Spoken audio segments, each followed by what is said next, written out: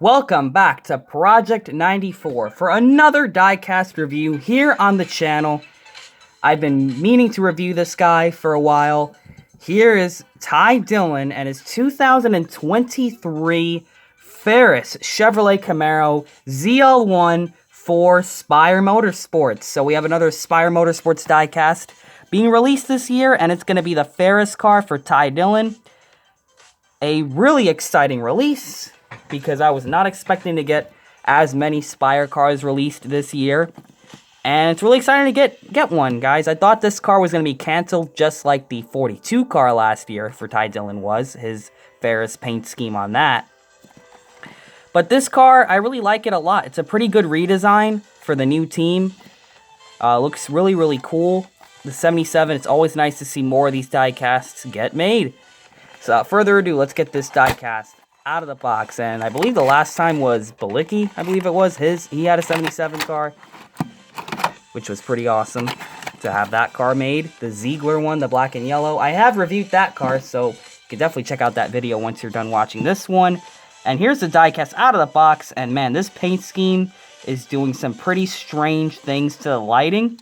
Seems a bit bright, the lighting, compared to the car itself. But here it is, out of the box, brand new, and ready to be reviewed. So you got the number 77 right there. You got ZL1 Spire Motorsports right there. You have the Chevrolet Camaro ZL1 front end of this car. And on the hood, man, I started this video and I haven't even zoomed in. Let's get that done. All right, you got Ferris on the hood right there with the F logo, which looks pretty cool. Got the hood vents covering it. They're in the correct spot. You have Chevrolet in gold with Dillon. You're going to have Sunoco, Goodyear, in white on the fenders, but they are yellow on the wheels themselves with dark gray rims. You have NASCAR Cup Series, the 75th anniversary logo for NASCAR. You have the 77 on the side. You have Dillon's name with the American flag. You have Chevrolet, and what does it say under that one? Can't quite read that. I really can't read these sponsors that good. I'll read the ones I'm able to read. You got Chevrolet, FOE, and you have Rays. The other ones I'm having trouble reading, unfortunately. Then you're going to have Cometic. Let me see. I'm just going to read the ones I can read, because these are getting to be really small. You have Cometic, Muto, General, Mechanics Wear, Wix, Plan B Sales, Sherwin-Williams, and other sponsors. You have Ferris, Respect, right there on the rear quarter window. On the back, you have Spire, you got Ferris, Commercial Mowers. So there it is. If you're wondering what that was, Commercial Mowers, lawn mowers. Got number 77 right there. You got Chevrolet. No rear view camera on this one. You're going to have Camaro, which is crooked. Really, very much crooked on the back bumper right there. And it looks like you got a couple dings and scratches right there on the bumper. The last time I checked, this was not a race version, so that is an error. You have ZL1. You have Ferris Commercial Mowers right there. You have Dillon, or just Dillon. Ferris on the roof with the symbol again, just like on the hood and on the deck lid and on the sides and on the back. And then you have the 77 up top. So for the paint scheme itself, you have a black spoiler, black roof rails, black splitter on this car. Of course, the Get Biofuel logo, before I forget that, like I always do. Now it's time to look at the number. So on the roof, you have a white outline, a black outline, a dark red outline, and of course, a white number fill-in. And on the door, it's going to have a very, very faint white outline, a dark red outline, a black outline, and a white number fill-in. And the base coat of this car, the color they spray painted it, it's going to be a really dark, what's the name for it? Maroon brick red. It's definitely a dark style red compared to the other reds that have been used on past paint schemes. But it looks pretty fantastic. Definitely, I honestly would say that if this car was painted a normal red color, it would not look as good as this dark red does. So, I mean, it matches the sponsor. Those are their colors. Looks pretty cool. I like the shade of red used on this paint scheme. And from there on out, it's a fairly simple scheme. So on the front of this car, you got a bit of a white little decal chip off right there. I don't know what that thing is. Nonetheless, that's stuck to the car. So you're going to start out on the front here. On the lower OEM details, you're going to have a black backdrop with it looks to be something pretty interesting being used for the pattern throughout the car. It could be one of those like lawn mowing tools. I really am not able to make it out with how small these decals are, but it's safe to assume that these are like grass blowing lawn mowing tools of some sort. And they're in this dark gray shade plastered all over a black background. That is what it looks like to me. Please correct me if I'm wrong in the comment section down below. But of course you have that as the main pattern going on. Pretty much repetitive throughout the whole black parts of the scheme. And it seems to be that you have a bit of a red, a brighter red. Sort of like the dark red, but it's just a brighter shade of it. A little bit over the silver. That could just be the way the decal's wrapped on. I'm not sure if that's on the real life car, but it's on the diecast regardless. So that pretty much wraps underneath the skinny upper grille of the Camaro, which is surprisingly they're keeping this around for the 2024 season. They have not come up with something new. But you got a bit of red under the nose right there. And on the sides of this car, you're going to see that the stripes that were on the front, it wraps over the headlight, or around the headlight, goes straight up, and perfectly, well, not too perfectly, it's supposed to be like this. It's not an error. This is actually the way it looks on the real car as well.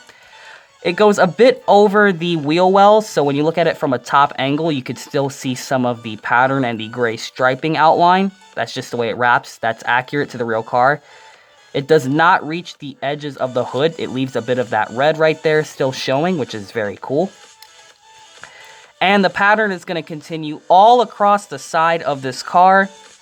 And by the contingencies, or nicely framing the contingency sponsors, it's going to be sort of like an unfinished trapezoid, because you can see one side of it and the rest of it is, well, it's going to be a continuous red stripe, but regardless, it goes into a bit of an angle right there and continues across the rear quarter portion of this car, framing those black and white contingencies very nicely.